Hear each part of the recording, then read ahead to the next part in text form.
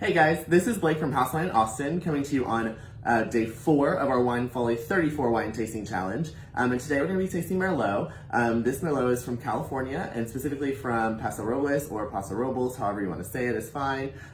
This wine is from Ancient Peaks. I've actually tasted with folks from this winery several times, and one thing that makes them really cool and unique is that Ancient Peaks really focuses on their soil types. So we actually got to see all the samples of all their different soils, and this Merlot is actually coming from part of their vineyard in Santa Margarita that has this really cool like ancient seabed. So there's lots of fossils, oyster shells, things like that. So it's going to be a really fun wine to taste.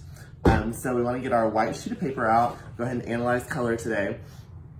The color on this is this super dark, deep purple. There's a little bit of like a change in the color to the rim. It gets a little bit more red. As far as the viscosity goes, these legs are dripping pretty slowly, so it's called this medium plus for sure. On the aroma, getting a lot of nice, dark, rich fruit, blueberries, blackberry jam. It's a really jammy quality. It's really pretty chocolatey notes, and some really pretty like soft violets. As far as oak goes, I am detecting a little bit of vanilla and baking spice on the nose, so I do feel like this wine's been oaked. On the palate,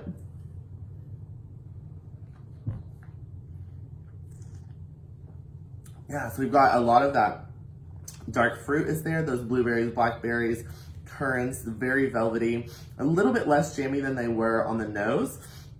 There's some really pretty like cooking herb, like some thyme. Those violets are still present as well, and that chocolatey tone also. I am really feeling more of the texture of the oak than a bunch of intense flavor. There is like a hint of vanilla and a little bit of like a cinnamon or clove kind of note.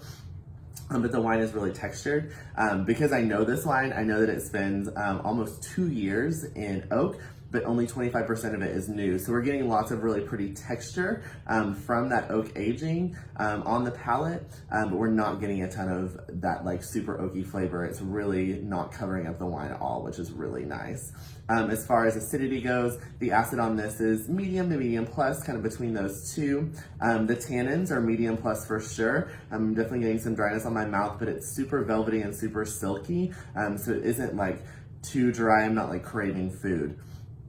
As far as the alcohol goes on this, I would say it's medium plus. This is pretty boozy. Paso Robles is a warmer region, so we know in those warmer regions we tend to get a little higher alcohol content. As far as the complexity of this wine, it's very complex, had lots to say about it. Lots of beautiful fruit balanced with this minerality from the ancient seabed and these beautiful oak notes. The balance is really nice. We've got some nice acidity and nice tannins. The wine seems very silky and smooth and very easy to drink.